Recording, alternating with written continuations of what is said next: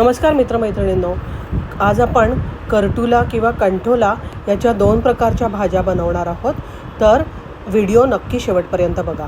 कंठोला ही भाजी ना रानभाजी आहे आणि ही पावसाळ्यातच भरपूर प्रमाणात येतं. याच्यामध्ये भरपूर प्रमाणात प्रोटीन्स, आयर्न, विटॅमिन सी, त्याच्यानंतर भरपूर अँटीऑक्सिडंट्स आहेत. त्यामुळे नक्की खा. आपण ना करटुल्याचे असे 2 भाग करून घेतलेत आणि त्याच्या बिया वेगळ्या काढल्यात. एक वाटण करूया. त्याच्यामध्ये ओलं खोबरं, लसूण, हिरवी मिरची, शेंगदाण्याचं कूट, चिंच, कोथिंबीर, गूळ, हळद आणि लाल तिखट. आणि ह्या ज्या बिया काढल्या होत्या ना त्यासुद्धा घालूया. ह्या थोड्याशा गोड आंबट छान लागतात आणि मग त्याच्यामध्ये मीठ घालून हे असं जाडं भरडं सरसरीत वाटण ना आपण कंठोल्याच्या त्या 2 केलेल्या भागांमध्ये असं भरून घेऊया.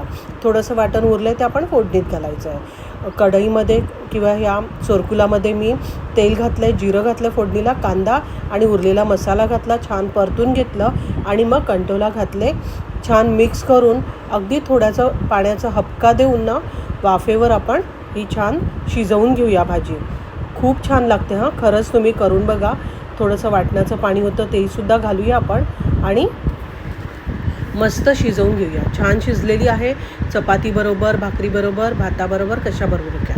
आता दुसरी पद्धत. कंठोला ना आपण असं छान बारीक बारीक चिरून घेऊया. फोडणीला राई, जिरं आणि लसूण घालूया, कढीपत्ता घालूया, हिरव्या मिरच्या घालूया आणि हिंग घालूया. थोडंसं परतून घेऊया छान. त्याच्यामध्ये उभा उभा चिरलेला असा मी कांदा घेतलेला आहे. तसंच उभा उभा चिरलेला टोमॅटो पण घ्यायचा आणि मीठ घालून छान आपण परतून घेऊया. त्याच्यानंतर सगळे सुखे मसाले म्हणजे हळद घालूया आपण, लाल तिखट आणि थोडासा गरम मसाला घातला आहे. खूप छान लागते ही भाजी. अशी करून बघा. कंठोला चिरलेला आहे ना तो असा बियांसहितच चिरायचा, पण बिया काढायच्या नाही. कोवळ्या कोवळ्या बिया असतात. जून बिया असतील तर आपण काढून टाकूया. थोडासा पाण्याचा हबका घालूया आणि झाकण ठेवून ही भाजी छान वाफवून घेऊया. आपली ही सुद्धा भाजी तयार झालेली आहे. बघा किती छान दिसायलाच दिसते ना. त्याच्यावर कोथिंबीर घालूया. चपाती, भाकरी कशाबरोबरही खाऊ शकता. माझी अशी रेसिपी आवडली तर नक्की शेअर करा, लाईक करा आणि कमेंट करायला विसरू नका.